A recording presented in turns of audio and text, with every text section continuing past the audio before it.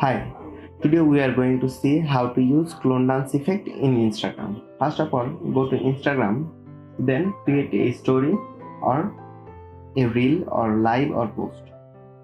Here in the filter option, browse to last, then browse search filter. Here you can see the search option in the top right corner. Here you have to search clone dance.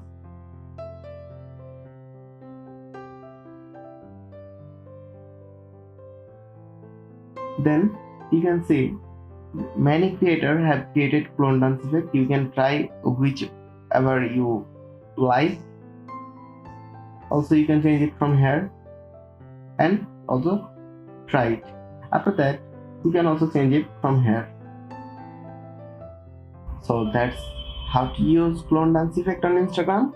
If you like this video, give the thumbs up, don't forget to subscribe and hit the bell icon. Thanks for watching the video.